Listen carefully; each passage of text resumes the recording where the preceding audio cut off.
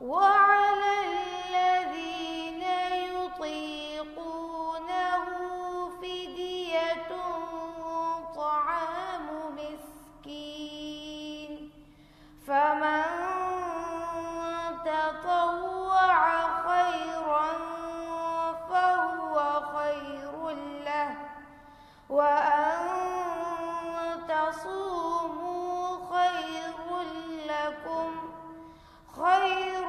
لكم إن كنتم تعلمون شهر رمضان الذي أنزل فيه القرآن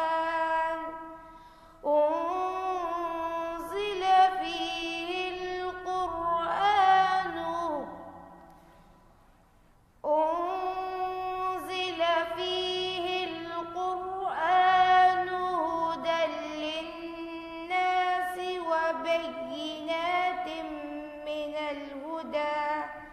وبينات من الهدى والفرقان فمن شهد منكم الشهر فليصم ومن كان مريضا أو على سفر فعدة من أيام أخر يريد الله بكم اليسر ولا يريد بكم العسر ولتكملوا العدة ولتكبروا الله على ما هداكم ولعلكم تشكرون وإذا سألك عبادي عني فإني قريب أجيب دعوة الداعي إذا دعان فليستجيبوا لي وليؤمنوا بي لعلهم يرشدون صدق الله العظيم. माशाअल्लाह हमारे हाफिज़ साहब ने जो है बहुत ही उम्दा तिलावत फरमाई। अल्लाह ताला उनके पढ़ने को कबूल फरमाए, मज़ीद तरक्की से नवाज़े और दूसरे तमाम तलबा को जो भी कर रहे हैं अल्लाह ताला हर एक की मदद फरमाए। मैं प्रोग्राम को ज़्यादा लंबा किए बगैर एक नशीद तैयार की है, नशीद पढ़ना चाहता हूँ। उम्मीद करता हूँ कि आप लोगों को पसंद आएगी इंशाअल्लाह।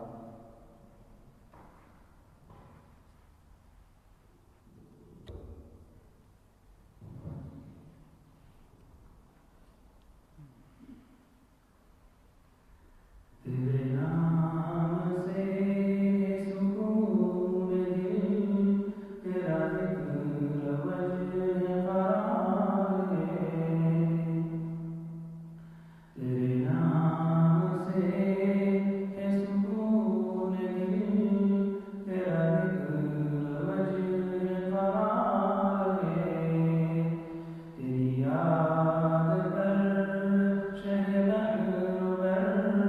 मेरी जिंदगी का मदार है। तेरी याद कर शहर मेरी जिंदगी का मदार है। वो बक़ीअ पाक की रौनक़ें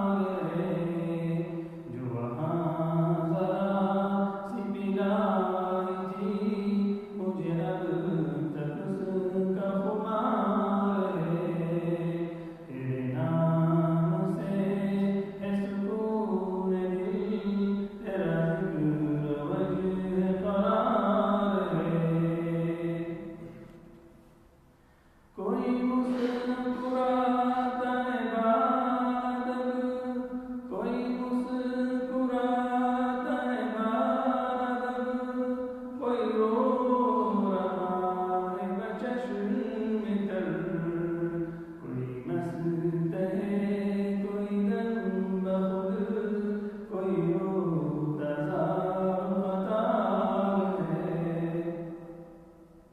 कोई मस्त है कोई दम बखुद, कोई रोता ज़ार है, तेरे नाम से है सुकून दिल, तेरा जिक्र वजह क़रार है,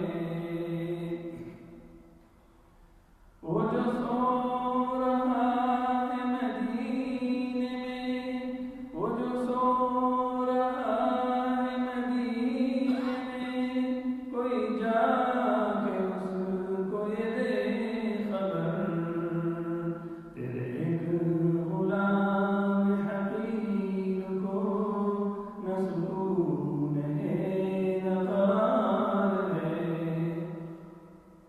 तेरे एक गुलाम हकीर को न सुकून है न क़रार है, तेरे नाम से है सुकून दिल, तेरा जिक्र वजह क़रार है,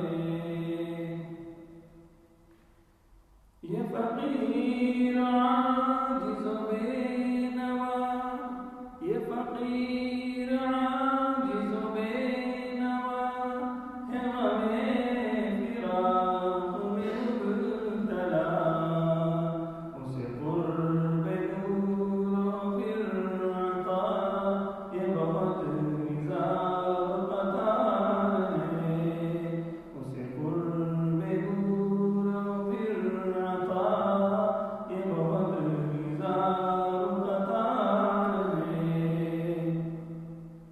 तेरे नाम से है सुकून दिल, तेरा जिक्र वजह क़रार है, तेरे नाम से है सुकून दिल, तेरा जिक्र वजह क़रार है, तेरी याद पर शह बहर बर, मेरी जिंदगी का मदार है।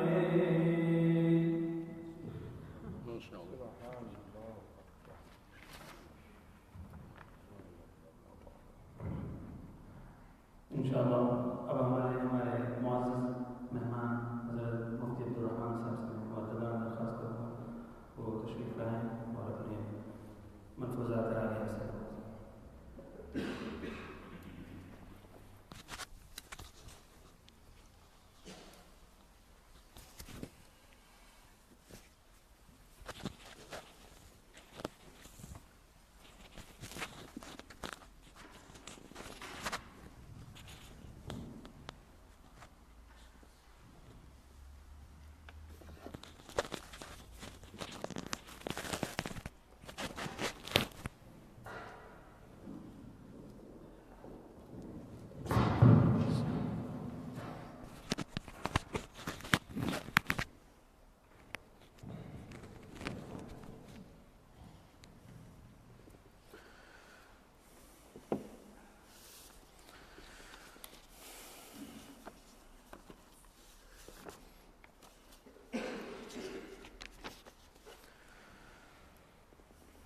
السلام عليكم ورحمة الله وبركاته.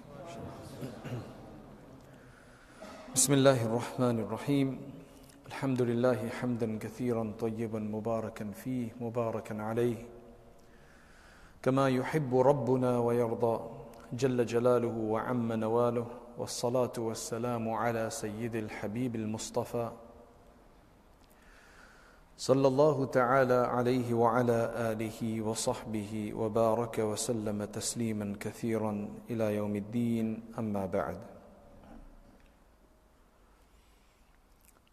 قال الله تبارك وتعالى في القرآن المجيد والفرقان الحميد: شهر رمضان الذي أنزل فيه القرآن هدى للناس وبينات من الهدى والفرقان.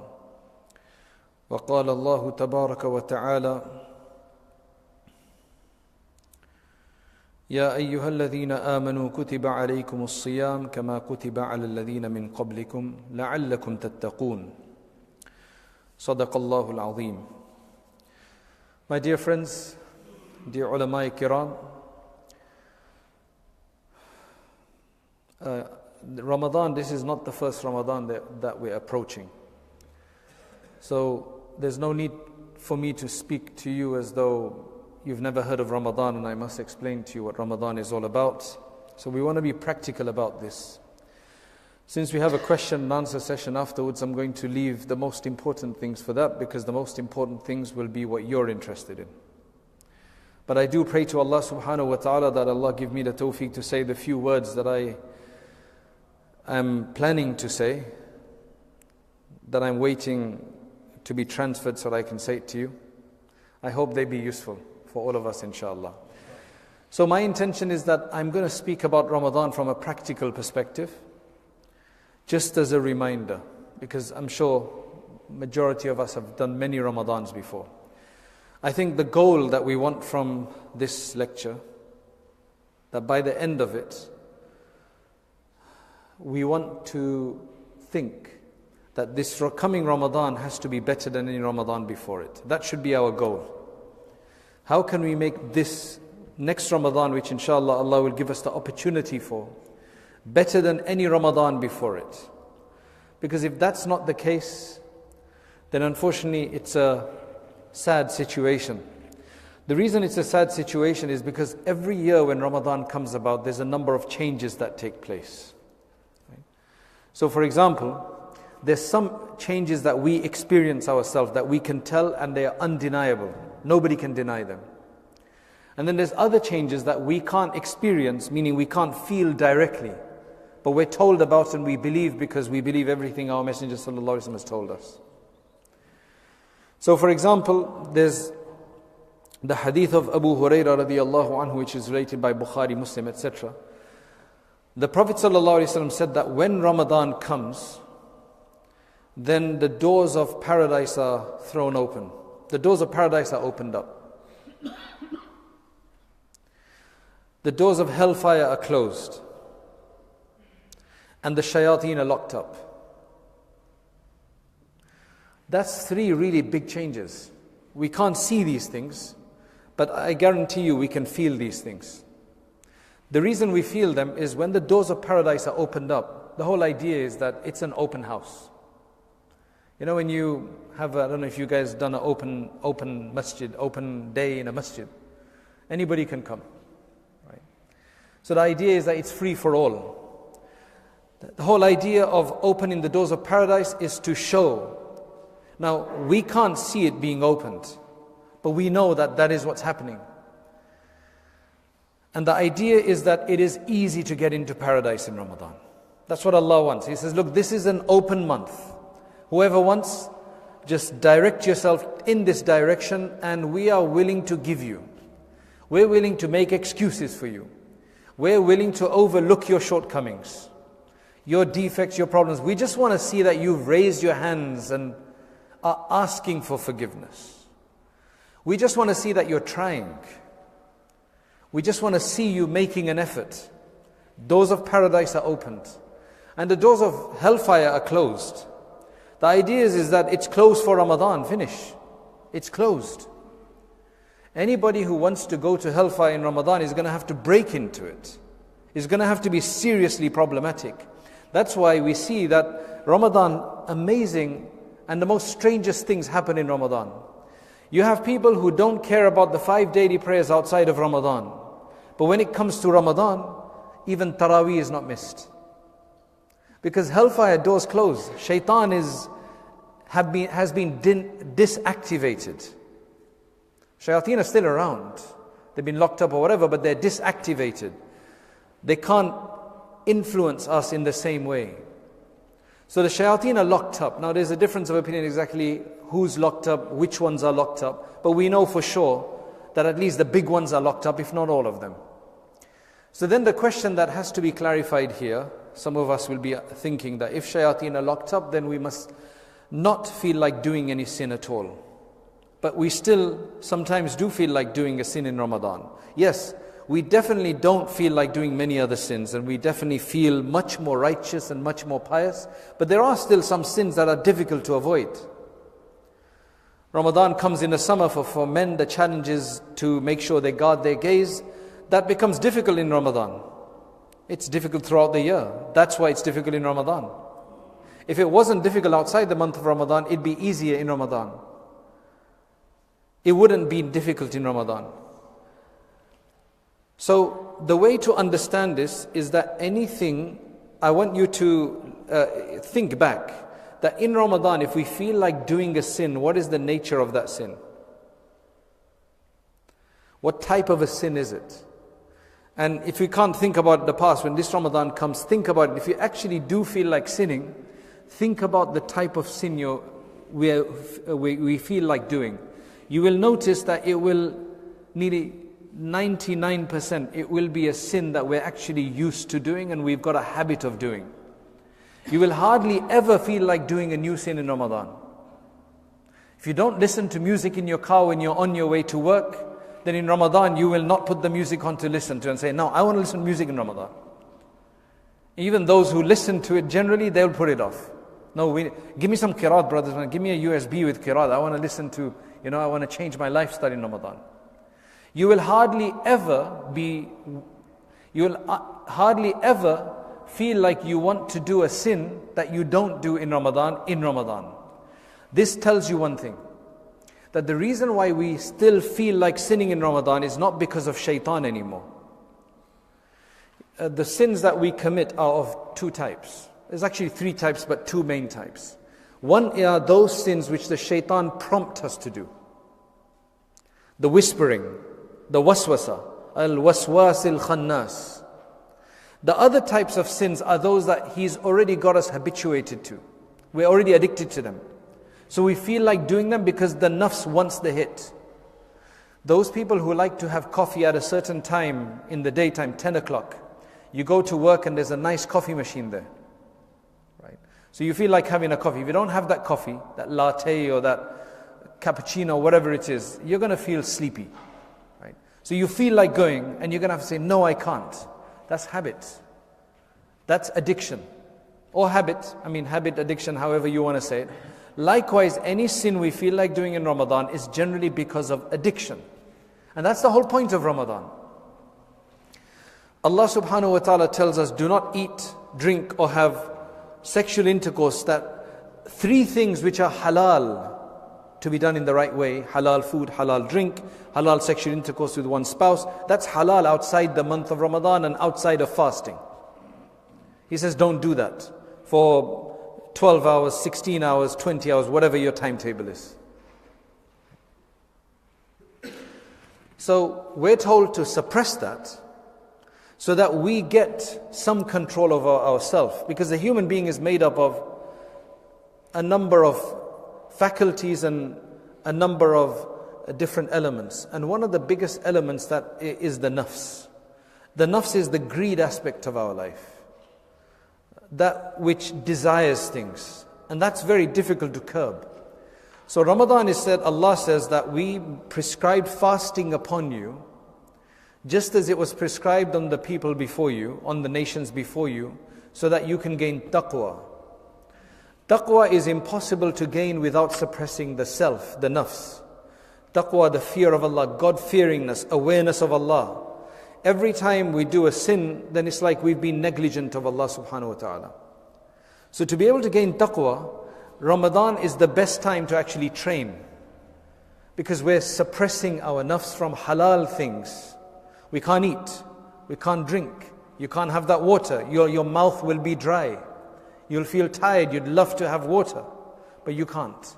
So the nafs will ask for it. After a few days, it stops asking for it. That coffee break you were used to having at 10 o'clock in the morning, after starting your work at 9, you go 10 o'clock, go and have a break. You're not going to want to do that after 3 days. Now, can you see we're gaining power? If only that power could continue. But the shaitan comes in, is when he's reactivated on the day of Eid. then he comes and he tries to mess everything up. That's the beauty of Ramadan, that it teaches us to gain control over ourselves, because we keep slapping ourselves down, say, no, you can't have that, you can't. So that means from the haram things it wants us to do, we're also not going to do the haram things. So inshallah, if the shaitan is out of the way and we're not doing any new sins, and we gain control of ourselves so that we don't do old sins, addictive sins, then that is why a person then gets closer to Allah subhanahu wa ta'ala. As soon as Ramadan begins, the mercies begin as well. The forgiveness begins. There's a hadith related by Imam Tirmidhi in which he says that there's an announcement every day. Oh, those people who are looking for khair and goodness, come along. It's an open house. Come along, there's free distribution here, and take as much as you want. And then the Prophet ﷺ said that every day of Ramadan, every night, he says, Allah has people He frees. There are lists of people every day that are written to be freed from hellfire. The way I look at that is not just people who are going to be freed in Ramadan, but people who will have changed their life. Who will be written that from now on your life will change. This will be the turning point. This will be the turning Ramadan for you. From this time you will have changed your life. And there's so many people who do that. And in fact, some of these people, Allah subhanahu wa ta'ala allows them to come to Him. What that means is Ramzan mein kaam or Hajj mein in'am. You work hard in Ramadan. There are so many people who worked extra hard in Ramadan. Allah gave them tawfiq to go for Hajj. Of course, there's a few of those people. There's only 3 million people who go there. So that's going to be highly competitive. Doesn't mean if you don't go for Hajj that your dua is not accepted. That's just for some reason Allah wants to call you and invite you. Then He wants to give you extra. May Allah give us the tawfiq. May Allah choose us to come to Him, to come to His house over and over again. So that's the whole idea of Ramadan. Locked up shaitan. Doors of paradise opened up. Doors of hellfire closed. Highly symbolic, highly informative. And that's Allah making a change in the cosmic system. Allah making changes to the system that we can't even see. Then there's the things that we can see. So people, this has an effect. If you look at Shah Waliullah rahmatullahi alayhi, when he describes the way Allah's makhluk and Allah's creation in the heavens interact, the higher assembly of angels, how they interact with the world. There's a hadith which says that the Prophet ﷺ said that when Allah loves somebody, He calls Jibreel and He says, Ya Jibreel, I love such and such a person. You must love him too. Jibreel alayhi salam, he tells all the angels, they all begin to love him because they just love everything that Allah loves.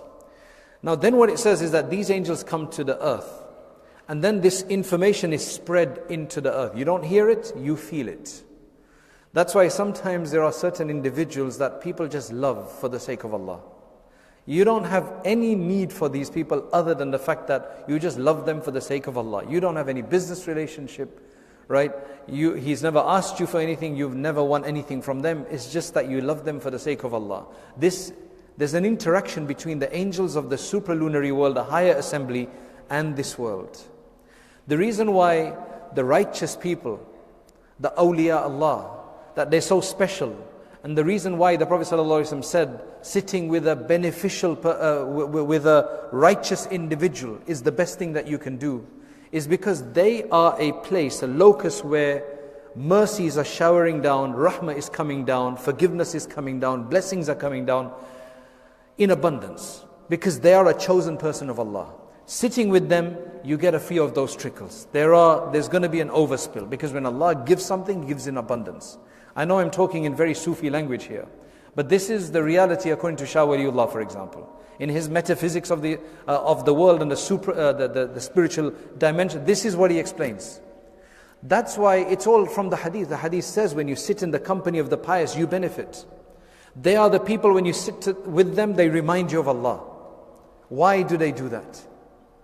They may not be very handsome, but subhanAllah, something is going to remind you of Allah subhanahu wa ta'ala by sitting with them. There's barakah. In our deen, we have this idea. In fact, al-aynu haqqun. The Prophet ﷺ said that the evil eye is a reality. We know that. Nazar, bad nazri. Sorry, no, but what is it called? Nazre bad, right? Meaning when you look at somebody and something happens to them. When they say hasad and so on. If somebody can affect you, there's some people who are known to be this. There's somebody who emailed me, a sister who emailed me. She lives in actually just outside of Makkah, right? She was brought up in Medina Munawwara. But she says that, help me, because when I look at somebody, I look at somebody's child, he sometimes they become sick. I don't want to tell this to anybody, but I need help. In fact, she said the other day I looked at some milk and just said, wow, look how white this milk is. And it began to curdle. I'm telling you this by real life. I didn't see this happening, but this is what she wrote to me. I need some help, she said. So of course you do dhikr of Allah and so on. In fact, Ibn Ajiba, the great Maliki scholar, a great Maliki theologian, and he's done a beautiful commentary in Arabic on the Qasida Burda. He writes with regards to the bad eye, the evil eye, that there was a tribe in Arabia, and if they were known to have the evil eye. And if you went past them and they somehow said, oh, that camel of his, your camel would be finished. Now, alhamdulillah, we don't come across these people too often. But I know our Shaykh Yunus was very, very always paranoid about such people, rahmatullah alayhi. He was very paranoid about such people. Regardless of that, alhamdulillah, that's why whenever you see something, you should do dhikr of Allah, you should remember Allah subhanahu wa ta'ala, and that diffuses the evil eye. You might be thinking, what is all this evil eye business? Well, we believe in jinn, we believe in angels, we can't see them. The evil eye is just the way things work on a different dimension, and there are many dimensions in which things work. Before you could never expect to have something warm without fire, now you can, a microwave. And there's nothing you can see, but it's warming up the food. You have the air fryers and the halogen fryers, and you have all of these other kinds of things. So we live in that kind of a world now, which is actually showing us, demonstrating to us all of these things. What I want to prove from here though, is that if you can look at somebody and affect them negatively and harm them, then the awliya and the righteous people, when they look at somebody, why can't they benefit them? If it can be evil, then why can't it be beneficial? And we know that when the Prophet ﷺ just saw someone, sometimes that's it. So we mustn't deny these things just because we can't see the way it works. And these things can't be discovered in a laboratory, and they can't be falsified and according to science. Because these are metaphysical realities that are beyond science. This is not within the realm of science. Science deals with the observables, things you can see. These are beyond that. And we see them in action. So, I don't know how we got onto that subject. Why did we get into that subject? We're talking about Ramadan. I guess the point is that what I want to mention, yes, it's his whole metaphysical theory, that's right. Ramadan, according to our Sheikh Ahmed Sarhindi Mujaddid al-Fithani rahmatullahi alayh, he says that every moment of Ramadan, every moment, like every lahza, every minute, every second, however you want to look at it, it is so concentrated in its barakat and its blessings that it would take so much longer outside the month of Ramadan to be able to get them. That's how concentrated the blessing is. Now this is something what our Shaykh said, but if you look in the hadith says that if you miss one fast of Ramadan without an excuse, you didn't keep that fast for whatever reason, then you tried to keep a fast for the rest of the year, you would not be able to get this, regain the same amount of reward. Allah has given us this month and just compressed and diluted the amount of reward that you can't waste time. So now, what I want to tell you is that just like with Hajj and just like with Ramadan, both things, don't wait for Ramadan to make the change. Because then it may take 5 or 10 days to make the change, and then after that we're only going to start taking the blessings afterwards. Let us try to make the changes from beforehand so we're prepared. So as soon as we go into the month of Ramadan, from the first moment, barakah, you start receiving the barakah and infusing that within us. So we get more of it. That's why they say that the worst of the people is that person who enters the month of Ramadan and then discovers, hey, this is the month of Ramadan. He has been so busy beforehand. Now he's discovered he's into the month of Ramadan. And then after that, he's already wasted days. In fact, one of the things that I've noticed is that because shaitan is going to be deactivated soon, he generally tries to leave something in his wake that even when he's away, it continues to corrupt us. One of the things, I think people are maturing now to a certain degree, but the one thing that he used very effectively for the last 10, 15 years, and I think now people are maturing and shaitan is losing his power, and that is what day Ramadan should begin and which timetable you should follow. I don't know what timetable you follow, but Mubarak whatever you follow, right? Whatever everybody follows here. But the point is that people would argue for 1, 2, 3, 4 days, and you've already messed up 4 days of Ramadan, and then you're saying like, why are we arguing? Let's carry on. Ramzan ke andar kuch, tawajjuh karo, Ramzan ki taraf kuch tawajjuh dos logo ko, So that's generally what happens. The shaitan is going to try and again, I'm trying to look at this practically. Now, the other thing is that Ramadan is coming up. What have you planned for Ramadan?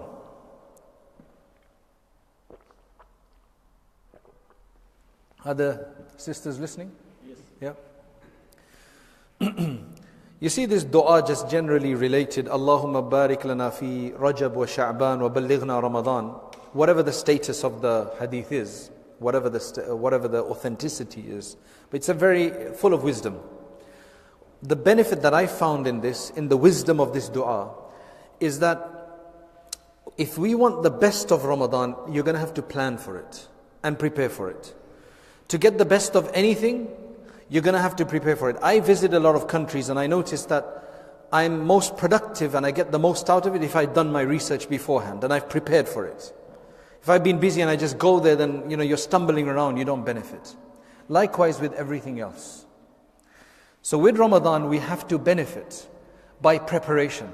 And the way to preparation is to try to get all of those things, work-related, studies-related, home-related, that are chores that have to be fulfilled, try to get them out before the month of Ramadan. So when the month of Ramadan begins, we can actually focus on our tilawah, on our istighfar, on our salawat, qadha prayers, on taraweeh, on our fasting, and basically making dua to Allah subhanahu wa ta'ala, not having to be occupied in the mind. We still got over a week left, so let us try to get those things out of the way. So think, what are my chores I've got? Have I got any major projects at work or in the business? Do I have to do any kind of big orders? Because Ramadan is a time for good business for a lot of people as well, especially if you're in that kind of market. And for our sisters specifically, I'll tell you something which we use, maybe some of you are already doing this, but for the last several years, my wife makes a Ramadan menu. Because one of the most difficult things for women is, if they're concerned about cooking well, is to cook the right thing. Right? And to try to find the right thing to cook is sometimes more difficult than the cooking itself. To decide what to cook. Sometimes my wife will come in and say, what shall I cook? I said, well, whatever you want. Right? But I'm not a big complainer. As long as any food, sada food, as long as it's balanced, it's fine for me. Right? As long as it's balanced, it's fine for me. Right? But there's a lot of people who give no mashwara and then they complain when it's wrong. But that's a separate point. She makes a 30-day timetable. Okay, on this day it's this, and on this day it's this and this. Now, if you've done that, it's easy. One headache out of the way for women. Men may never understand this, but women will understand this. They can also do shopping of whatever ingredients I need to, this much meat, this much, whatever, I need to do that. Believe me, all of these things matter. Hazrat Sheikh Zakaria Rahmatullah is mentioned about his household. that in the month of Ramadan, the women would only have to cook a dish. The roti, the samosa, whatever else that they would have to get, they would buy them. Now, I know you guys are saying you're giving bad ideas here, right? You're making our women lazy.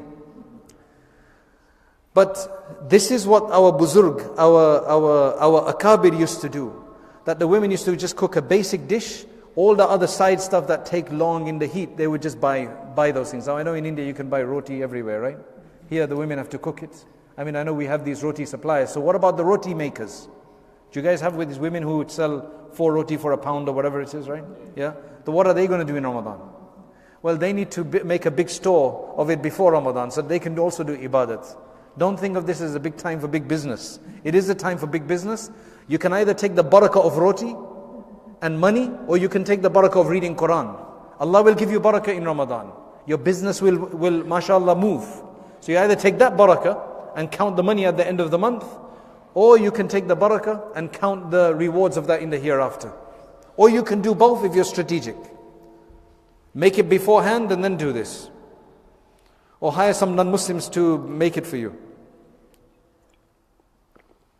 So preparation is extremely important.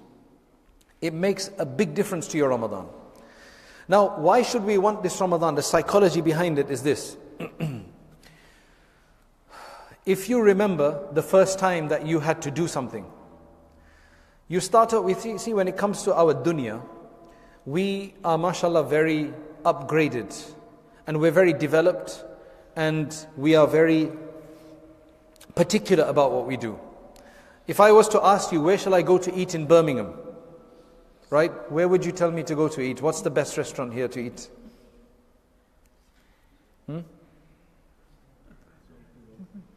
There's so many. No, okay, what is like the top 3 or top 2 that you would suggest? Or is there so many of those as well? That means you guys aren't very particular, that means. Give me 1 or 2 that's really good. Okay, alright, khalas, that's fine. Maybe, okay. So, generally what happens is we become so particular that we can tell the difference between this restaurant and that restaurant. Yahan ye khana acha nahi tha, wo khana acha tha, we should go to this one. His rotis are better, this is better. You know, we make this. Even when it comes to our clothing, we do the same thing. Right? I mean, for those of you who've gone and worked and had to go for an interview with a suit on, the first time you go, you pick up any suit, any blazer, from George, Asda, right, or Primark. First time, you just need a suit. I just need to look presentable in this modern world, right? That's all. You go. But slowly, you will never touch a suit from Primark anymore. Right? You start doing it. Then it has to be Canali, Giorgio Armani. Right? You have to have then designer suit. And then it moves on. Then you have to have hand-stitched suits. Because we become more refined. I remember the days when we first had my computer, it was Windows 3.1. With about 2 megabytes of hard disk. Which isn't, even enough RAM today. And things develop. Now we're on Windows 10. Things develop. If you go to Dubai is Dunya 10.0. It's like on steroids. Who's been to Dubai? Right, when you go to Dubai, I can't stay there for more than 2 days, just like in your face. Sorry, Maulana. You were there in the Emirates? Right? It's a crazy place. I don't know how long that can last. Just too much dunya. Right? But when it comes to our deen, what version of our deen are we on? Even though we've been in our deen for such a long time. Are we still on beta version? Think about it. When this Ramadan comes, which Ramadan? What kind of package are you going to have for this Ramadan? Is it that same, no frills, generic, off-the-shelf package? Or are you going to make your Ramadan bespoke, better than any Ramadan before it? Because the whole idea of Ramadan is that it's an excuse to go higher. So for example, let's just say that according to our imani level, we'll give it a rating. We were on level 2. On imani level 2, before Ramadan.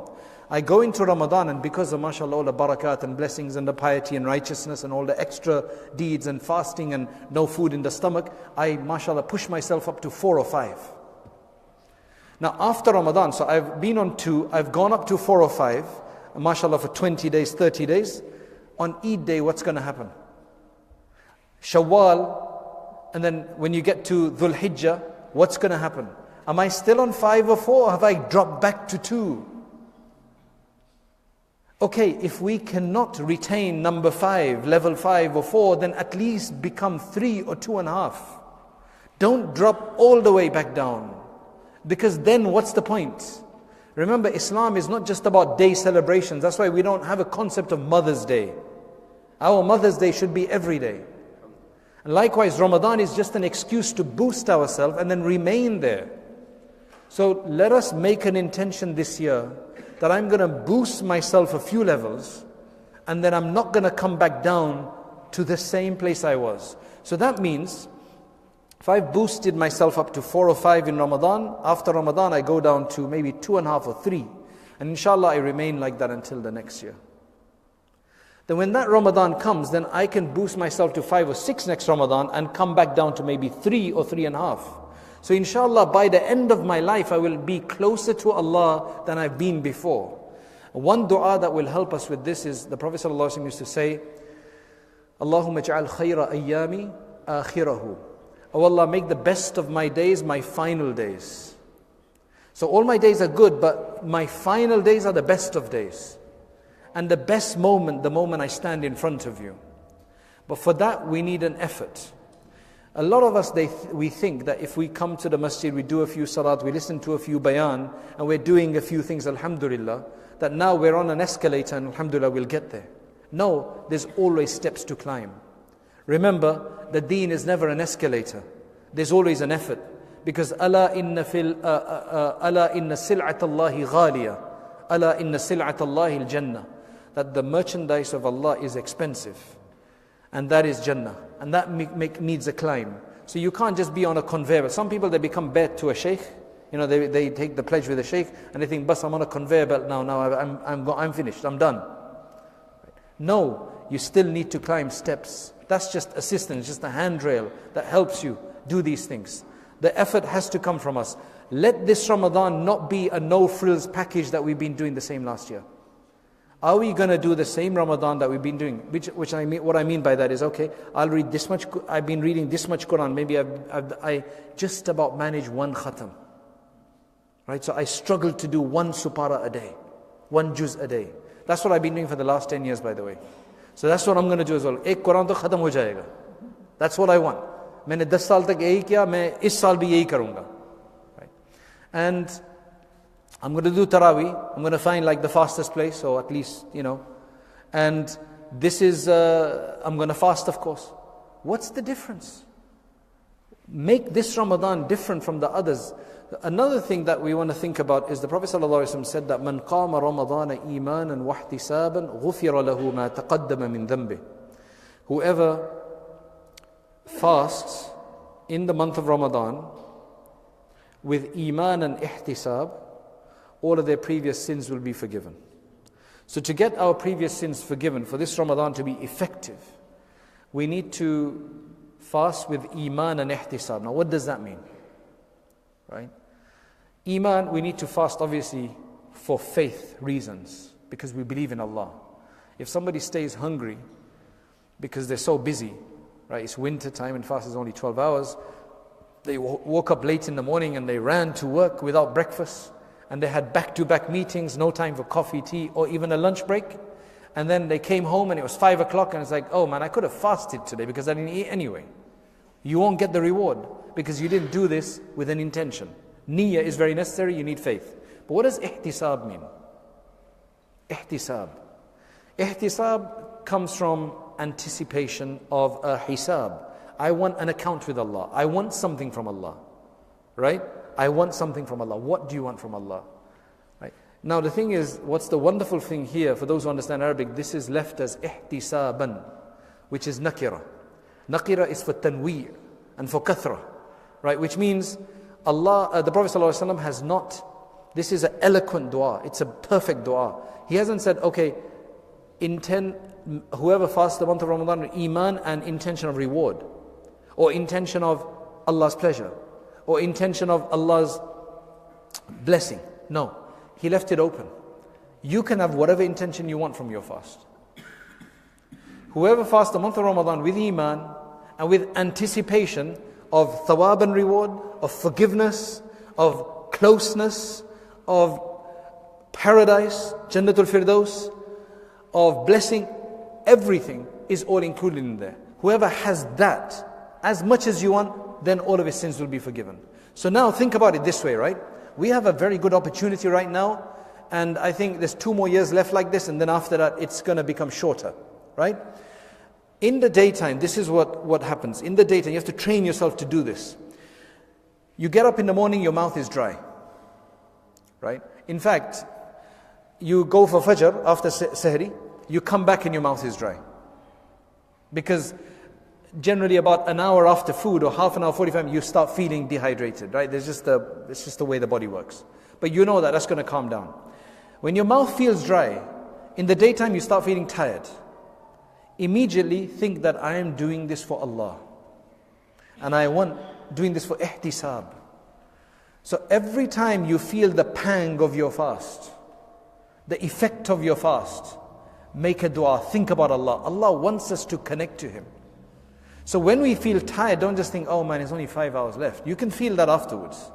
But at least feel that I want to do this for Allah. That will make a massive difference. The Prophet ﷺ then said the same thing about fasting. About Taraweeh. Man qama Ramadana imanan wa ihtisaban ghufira lahu ma taqaddama min dhanbih. Whoever stands, whether in tahajjud or Taraweeh, with iman and ihtisab. When you're doing Taraweeh and you're tired that day, right? And for some reason he's making a lot of mistakes, so it's going to be 5 more minutes. Or he actually made a mistake, so you have to do 2 rakats again. Or even generally, just think, iman and wahtisaban, this is for Allah. I don't do this every day. This is for iman, for Allah. Believe me, it will make a massive change to the way you do things. And the rewards will be amazing. So remember these 2 hadiths. They're about man sama and man qama, which means whoever fasts and whoever stands, they will get this. Now that this is the month of Ramadan, for our sisters as well, I don't know what timetable you guys follow, but regardless of that, the point is this. We want to do one thing extra this month of Ramadan if we haven't done it already. Tahajjud in normal days is very difficult for a lot of people, especially with the fluctuation of our time. Right? In the Arabian Peninsula and in places that are closer to the equator, the time doesn't move that much. I was in Sri Lanka, it's very close to the equator. Isha is 7 o'clock or 7:30 throughout the year. It doesn't change. Now here, mashallah, we go from 4 o'clock to 9:30 for our iftari, right? So it's difficult, but in Ramadan it's possible. In Ramadan it's possible. So even the sisters, if you're going to wake up or if you are going to be awake to be preparing the sahri, just get up 15 minutes before or 10 minutes before. Quickly do wudu, do at least 2 or 4 rakats of tahajjud, do 5 minutes of dua, then you start your sahri. The other way is the whole family, just have sahri a bit early, leave 10 minutes for 2 or 4 rakats minimum. You can do up to 8, but 2 or 4 rakats of tahajjud prayer and 5 minutes of dua. Don't abandon this, because this is, we're awake anyway. We're awake anyway. So it's difficult generally, but try to make it that, mashallah, for the 30 days of Ramadan or however many days there are, you will be doing tahajjud every day. That is where you can then pour your heart out to Allah and ask Him for whatever you want. That is one of the main times. The reason why tahajjud time is a time when du'as are accepted, that part of the night, is because they say that, you see, because Abdullah ibn Salam's hadith says, Prophet ﷺ said, وَصَلُّوا بِاللَّيْلِ وَالنَّاسُ نِيَامٌ. Pray at night when others are sleeping. Now you probably always thought about this. Now, I know in England we have weird timing, but the idea of Fajr time, before Fajr time, is that it's the time by which the people who are the mischief makers of the night, they've finally gone to sleep. And the mischief mongers of the day have not woken up yet. It's the purest time. Alhamdulillah, in this country, for those who follow the earliest timetable, the 1:31, 1:21, whatever time it is, even the later one, the benefit is that, we used to listen to the stories of the people of the past, that they उन्होंने मगरिब की वुदू से या इशा की वुदू से फजर की नमाज पढ़ी. You can do this. You do isha, you come back, there's hardly any time, you do tahajjud, you have sahri and you pray fajr. Right? It's possible. Right? Allah makes it easy for us. In everything there's barakah. Whatever you look at, there's barakah in it. You just have to find a way to do it in the best of manner possible. So, and the final thing that I want to mention before I finish is that just like shaitan will try to cause a problem before we enter Ramadan so that it corrupts our first few days, as soon as he comes out, he will try to do the same. There are so many people who've mentioned that, mashallah, in the month of Ramadan I did so well. I avoided this haram and that wrong and this problem. And then on Eid day, I was feeling a bit weak and I went into my room or I did this and I committed the haram. And it's so demoralizing. That's why I believe that one of the wisdoms of the 6th fast of Shawwal is that when Ramadan finishes, the shaitan is back out and you can eat, and eating itself, food itself, is a desire. So you start fulfilling your desire, so then other desires become easier to fulfill as well. The challenge begins. You can't have Ramadan throughout the year because that would become too normal. So Ramadan has to be different, and it can only be for a month. So if you do fast immediately, very quickly, the 6th fast of Shawwal, you'll get the reward, but the other psychological benefit is that you will still feel like you're in Ramadan, though the shaitan is out. And the benefit is that you'll get used to living in a world with the shaitan around. That's why a lot of people say that whatever you've been able to accomplish in the month of Ramadan, if you then preserve that for at least a week or so after Ramadan, then inshallah you will be fine. There's one brother I know, some years ago he told us this, that he had a bad habit, haram habit. He couldn't avoid it. That Ramadan he tried his best to ask Allah. He really made lots of dua and he sat in i'tikaf 10 days as well, if I remember.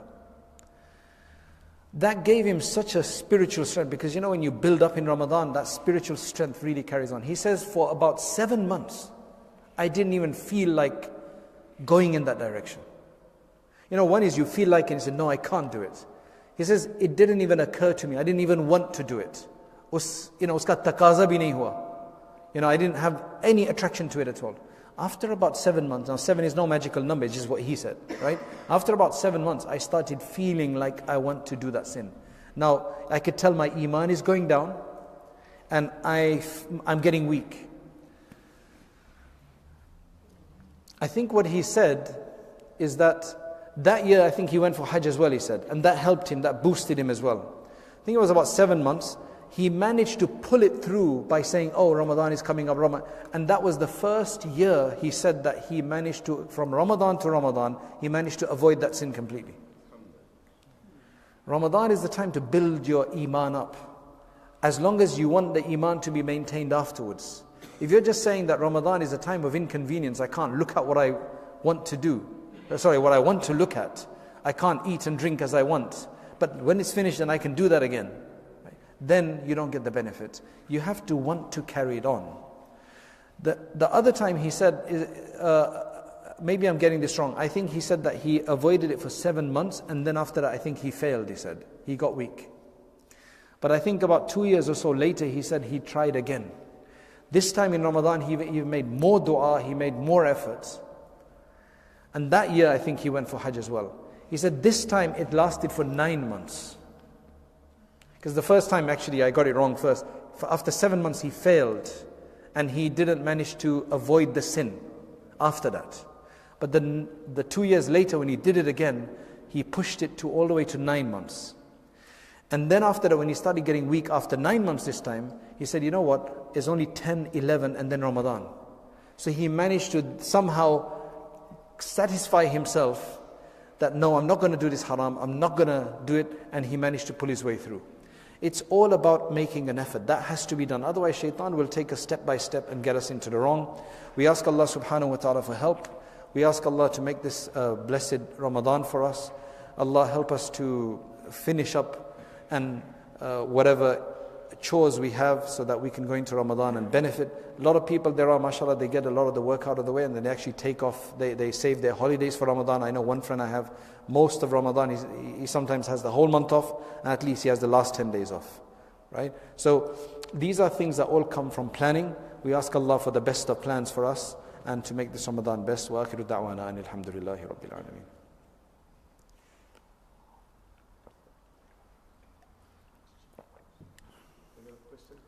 Yeah, anybody, if you have a question.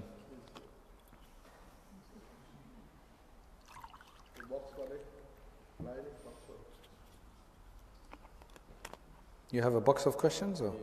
Oh.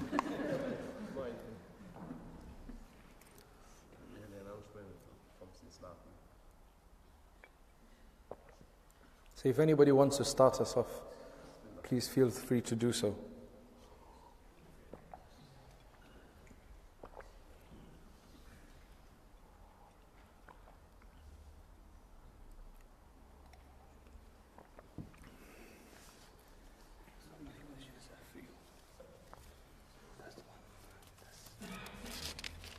How do the sisters ask questions from home? They send it, okay.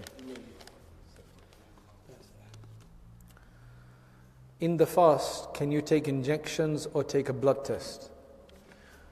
Injections that are intravenous or intramuscular don't break the fast. Mostly injections are going into the veins or into the muscles, and that doesn't break the fast. Blood test, if it's not going to weaken you, then you can take a blood test, because that won't break the fast either. Can you put perfume in the roza? I don't know how you put perfume in the roza. How do you do that? Are you talking about putting perfume on during the roza? Yes, you can. Just one thing I have to explain, that what breaks the fast is not smelling perfume. Because when you smell perfume, you're just smelling the scent molecules, which are invisible. They're not perceptible. So you can even have Vicks in Ramadan. You can even smell Vicks. Like just Vicks without steam. Those, you have those tubes, you can smell those. You can put Vicks even by your nose and smell that. That's fine. What you can't do though is you can't do steam inhalation with Vicks. When they put the Vicks in a steam or nebulizer or something, because there it becomes perceptible steam, water, molecules that go into your nose. That's what breaks the fast. But just scent doesn't break the fast. Bakhur should be avoided, smelling purposely, because that will break the fast. If you went and then you said, let me smell this, because that's perceptible smoke that has a body. So that goes in. It's a subtle body, but it goes in. But if bakhur was around and you didn't smell the smoke directly, and you just then smelt the odor, the perfume from it, the fragrance of it, that's fine.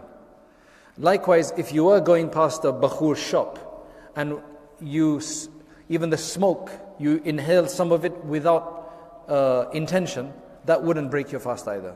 But purposely doing that would break your fast. Can you kiss your wife in her lips in Roza? Allahu Akbar. Why would you want to kiss in her lips? I've heard of kissing on the lips. Man, this guy is graphic. I don't know who this is, so forgive me. Can you kiss your wife on the lips in Roza? They see the one hadith says that the Prophet ﷺ forbade somebody. The other hadith says that he allowed somebody to do it. And the reason you reconcile that is if you're old and kissing is not gonna, you're veteran in marriage anyway, and kissing is not gonna get you far, then you're probably not gonna kiss on the lips anyway, right? By that time you know, that's probably not gonna be. Right? So if you're young and kissing on the lips is gonna get you worse, then it's makruh. But otherwise, kissing on the lips doesn't break the fast if there's no exchange of saliva. Right? So just touching the lips together, I'm being graphic because there's la haya fi din, just to be, because people are doing all sorts of stuff. So we need to be very graphic and explain what it is. Just touching the lips together, it won't break, right? But if you take saliva of your partner, your spouse, that will break because fihi taladduth, right? Can you read Taraweeh with Imam at home, with listening in the speaker? Allah, he says all in. Right? This is all about in. You can't do Taraweeh in the speaker, no. I think what they're saying is that you're listening from your local masjid. Then if you're doing from local masjid, you might listen to the Makkah Imam and do it. Right? It's the same thing, isn't it? You can't. You're not allowed to do this. You have to be physically present. And the technical detail here is that for you and the rest of the jama'ah, the group congregation, you can't have more than like a car's width between you. So if your house is literally next to the masjid, then you may have a possibility. If your house is literally next to the masjid, usme gunjaish ho sakti hai, lekin just find out. But I'm assuming this is just on speaker, it's not going to work. But mashallah, what you should do is make your son hafiz, if you're not a hafiz yourself, and mashallah do that. Or get a hafiz to come to your house and do it. Because mashallah, this is something maybe I want to encourage. We have mashallah so many huffaz in the community. And in the masjid they get 4 rakats bichara. Right? Usme wo maza nahi. What I've been doing for the last 5-6 years, me and my son, because my daughter's hafiz as well, right? But me and my son, we do Taraweeh at home. 2 suparas each day. And the whole family stands behind, so they all get as well. Because Taraweeh doesn't have to be done in, as long as there's one Taraweeh in the masjid, the rest, other Taraweehs can be done elsewhere. So if you do have huffaz in your family, then it's nice if the women folk can benefit as well, right? To do that. As long as you've got somebody to listen to it so that, he's not just reading anything. If you're playing... Okay. MashaAllah, these are important questions. But if you forget the niyyah in sehri, so when can you do the latest of niyyah? What you have to understand is niyyah doesn't mean that you have to verbalize it. You don't have to say it with your mouth. The fact that you've woken up for sehri is niyyah itself. Unless you've got a habit of waking up at that time to have a nightcap for some reason. If you wake up for sehri, then that means you have intended it. Unless you said, no, I'm going to wake up with sehri, but I'm not going to fast. Then that means you haven't intended it. But by default, main sehri ke liye uth raha hu, that means you are intending it. So for example, if somebody at night time said, I'm going to wake up for sehri, I'm going to fast tomorrow, I'm going to wake up for sehri. Then he didn't wake up for sehri. Is his fast done or not? So generally it is done because the reason you're going to wake up for sehri is because you intend. However, if in your mind it was that if I wake up for sehri, then I'm going to make intention then. Because you were maybe intending not to fast or fast because maybe you're feeling sick or you had to, that's different. But otherwise normally, regardless of that, in our Hanafi madhab, you can actually make intention for a fast in Ramadan until what they call the midday. Not the sun midday, but you take the time from Fajr time until Iftari time, Maghrib time, and you check half the time between that, which is generally before noon, maybe around 11 o'clock or something. You can make intention up to there. So even if, for example, you didn't want to fast last night, like you said, tomorrow I'm not going to because I'm feeling sick. Then in the morning, you decided that no, I should fast. You can still make an intention as long as you haven't eaten anything. You can still make an intention until half the day has passed.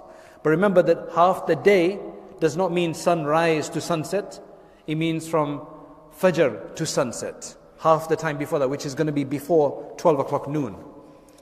How much to give fidya in pounds?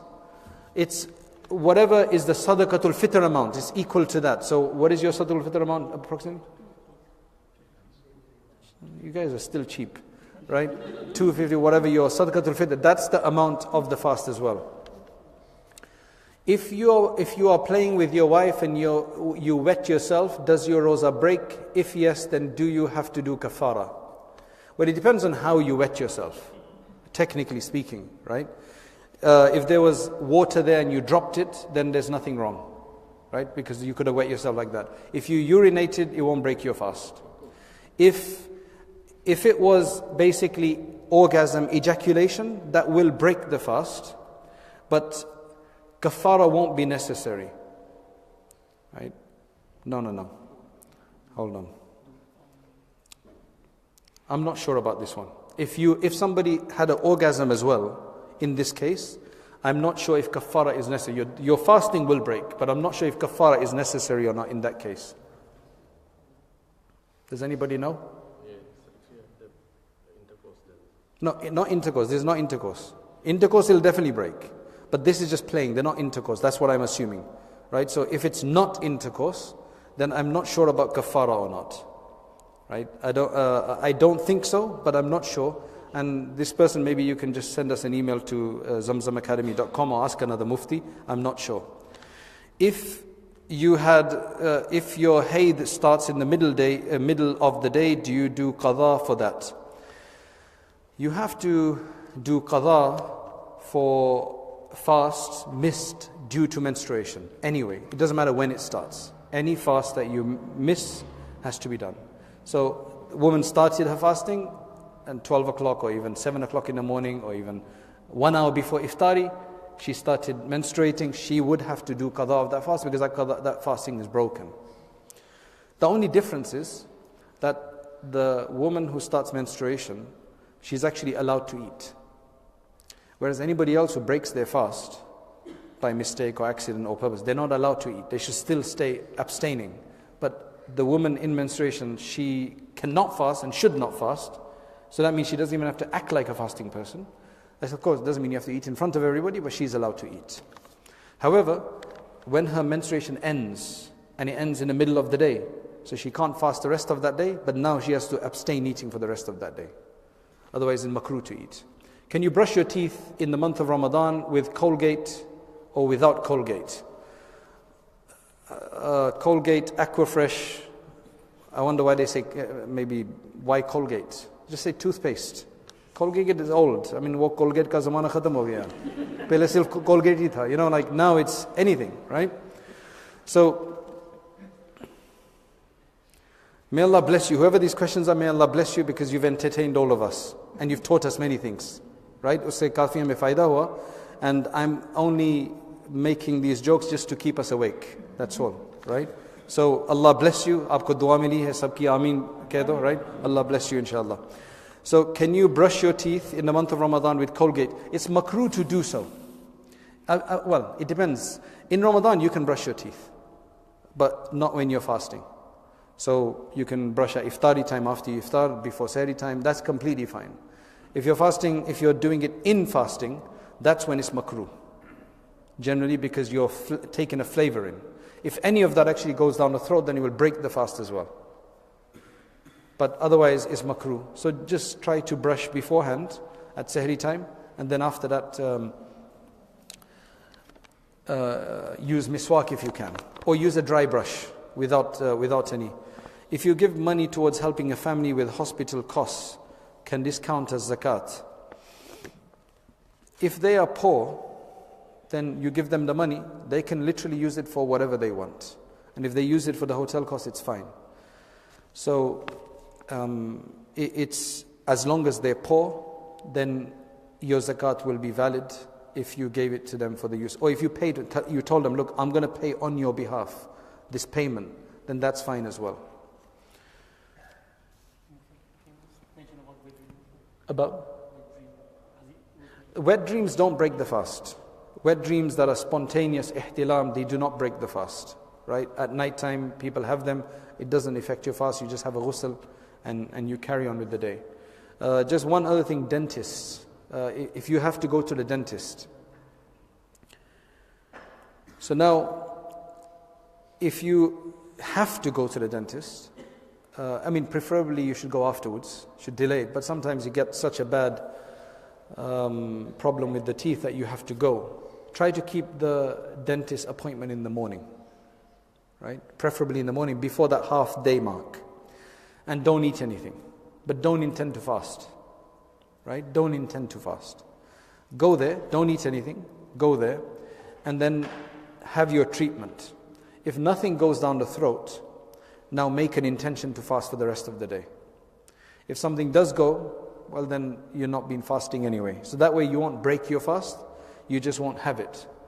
You'll lose a bit of reward because you only get reward for the hours you fasted. If you delay your intention, you don't get the reward for that part.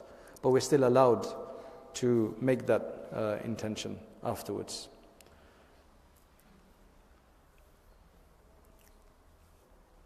Yes. You see, asthma inhaler is quite a, if you have asthma, you can't delay it until iftar because it could become from bad to worse very quickly.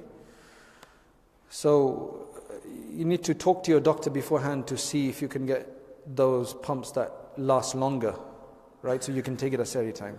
Because the research shows that while a lot of the spray goes into your lungs directly, there's still a substantial amount, at least a decent amount, that goes eventually into the stomach. Those who've taken asthma pumps, they'll know that when they actually take it, they actually feel something at the back of their throat. You actually feel the medicine because that solidifies.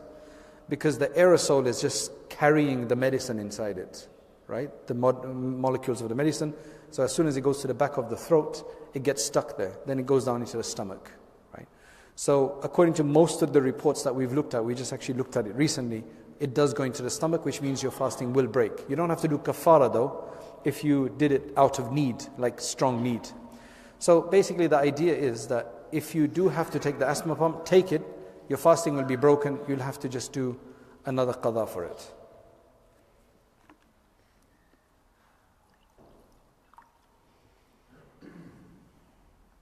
Yes.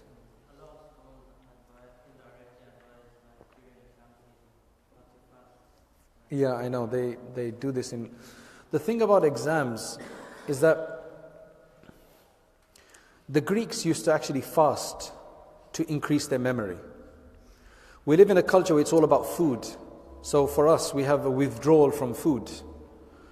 But otherwise, if you look at the ahadith, you look at the books of fiqh, you do not find excuse to miss a fast as exam. You just don't find that.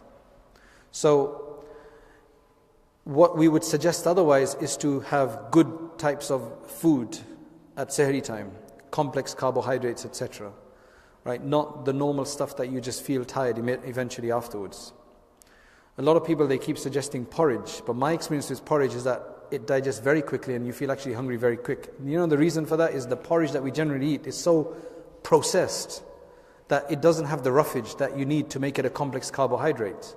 So if you want to get porridge that works, get the proper organic pure stuff. Otherwise people keep telling you about porridge, but it actually doesn't work. Khichdi works, right? Because that is proper porridge. Seriously, because that has all of the proper lentils. And really in Ramadan, you should avoid bad food, at least for that month. Samosa is a bad food in Ramadan.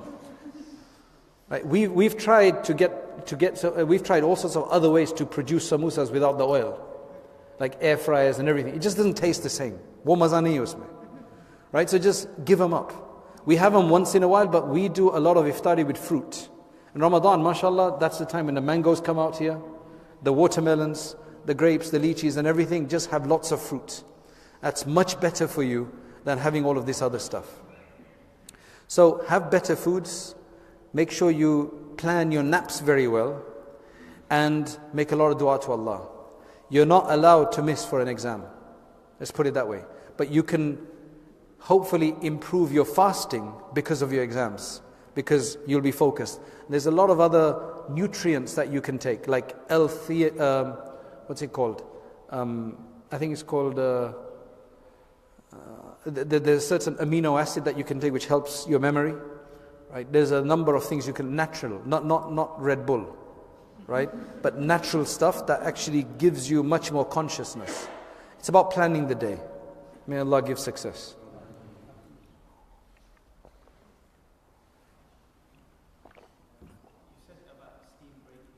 Yeah.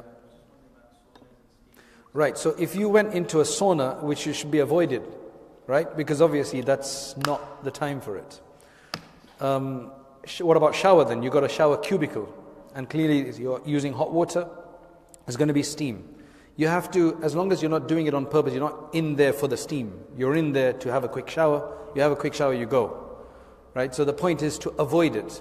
Anything that you can't avoid, like if you passively took in secondary smoke without intention, it won't break the fast. But if you did it purposely. So for example, we were looking at this masala the other day in our Darul Ifta. A woman who's cooking, right? A woman who's cooking, there's going to be a lot of steam. Now if she's going, let me smell this, and that's going to break the fast. But if she's cooking and she's trying to avoid it, the fan is on, but then some of it does go down, that won't break the fast.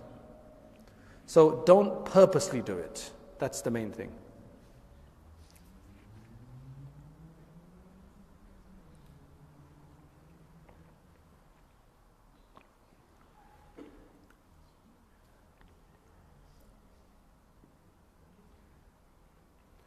The Prophet ﷺ was the most generous in the month of Ramadan.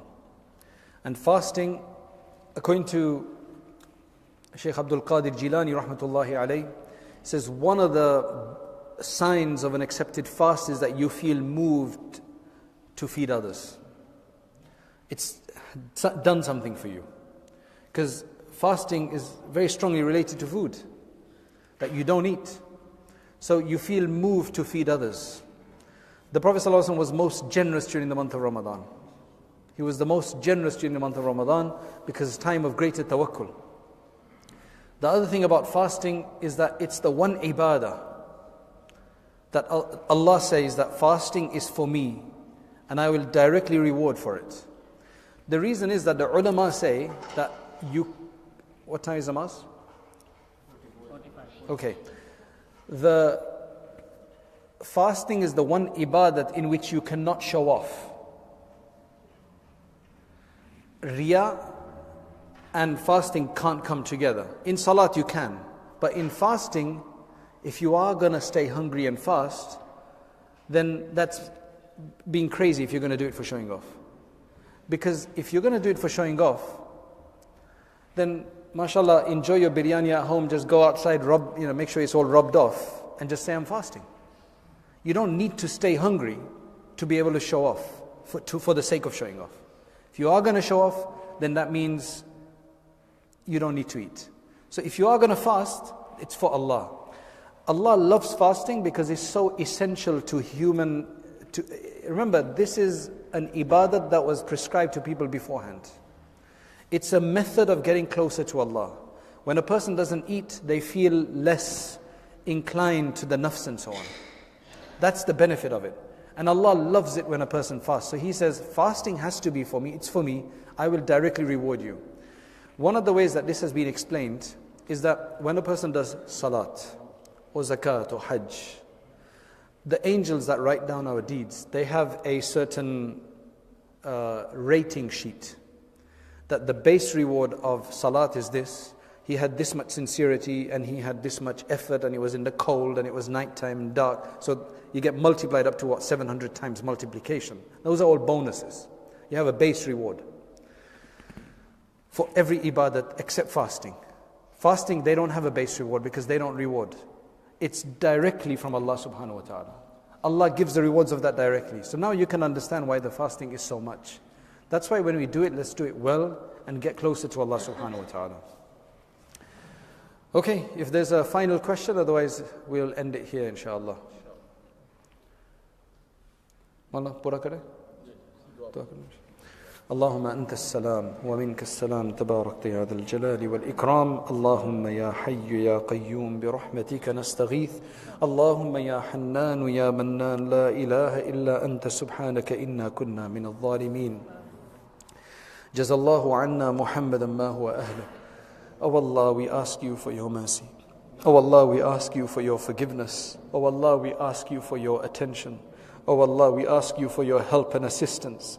Oh Allah, everybody sitting here is sitting here for your mercy. Oh Allah, these houses, these masajid are your houses. Oh Allah, they're your homes. This is where you shower your rewards, you shower your benefits, you open up the doors of your mercy from here. Oh Allah, we ask that you do not turn us away deprived. Oh Allah, we have sat here for the last hour or so. Oh Allah, grant us the fullest of reward. Make this a source of benefit for us coming to the month of Ramadan. Oh Allah, accept whatever we have sat and done here. Oh Allah, we ask that you accept us. Oh Allah, we ask that you forgive us. Oh Allah, we have many sins to our name. We have many defects. We have many shortcomings. Oh Allah, we have many shortcomings. Oh Allah, we have many excesses. Oh Allah, we have many crimes. Oh Allah, we ask you forgiveness from all of those sins that we have committed in the darkness of the night and the brightness of the day. O Allah, those that we remember, those that we forget. O Allah, those that have become part of our life now and we're finding it difficult to remove. O Allah, and especially forgive us those sins that have become so part of our life and our culture that no longer we even see them as sins. O Allah, make us of those who consider whatever you consider halal to be halal, and that which you consider haram to be haram. O Allah, show us the truth as the truth and allow us to follow it, and show us the wrong as the wrong and allow us to abstain from it. O Allah, there are many corrupting factors outside today. O Allah, there are many corrupting factors in the society. There are many fitna. O Allah, even among Muslims we have people who mislead. O Allah, who confuse. O Allah, we ask you for guidance. We ask you for clear sight. O Allah, attach us to the Quran. This is the month of Ramadan that will come up. O Allah, allow us to draw closer to you through the fasting and through the Quran. O Allah, how great it will be that we will be fasting for you and we'll be reading your kalam, we'll be standing in Taraweeh. O Allah, make those times that will make us closer to you. O Allah, allow us to have the right sentiment at that time. Allow us to have the right focus at that time. Allow us to think correctly at that time. O Allah, allow us to have true iman and ihtisab in what we do, and make our fasting enriched. O Allah, make this Ramadan that will come about, make that the best of our Ramadans we've ever had. O Allah, make us better people after it than we've ever been before. O Allah, preserve whatever we do during this Ramadan. Allow us to go into it from the first time and to start basking in the showers of your glory, in the showers of your bounties, in the showers of your forgiveness. O Allah, we want to be drenched in your mercy during this month of Ramadan. O Allah, every part of us, O Allah, fill with your light. Every limb of us, especially our heart. O Allah, make your obedience beloved to our heart. And O Allah, grant us love in our heart. And O Allah, make us of those who remember you abundantly. O Allah, make us closer to you than we've ever been. And O Allah, grant us falah, so that we never have distance from you afterwards, that we never have failure afterwards. Remove the sins that have become part of our life and that has brought misery in our homes. O Allah, bless all of those who have established these masajid and these institutes. And O Allah, those who've put these programs together. O Allah, those who've asked the questions, those who've attended, those who've listened. O Allah, accept from all of us. And O Allah, grant us Jannatul Firdaus. And finally, we ask you that you send your abundant blessings on our Messenger Muhammad sallallahu alayhi wa sallam, and grant us his company in the hereafter. Subhana rabbika rabbil izzati amma yasifun wa salamun ala al-mursaleen walhamdulillahi rabbil alamin.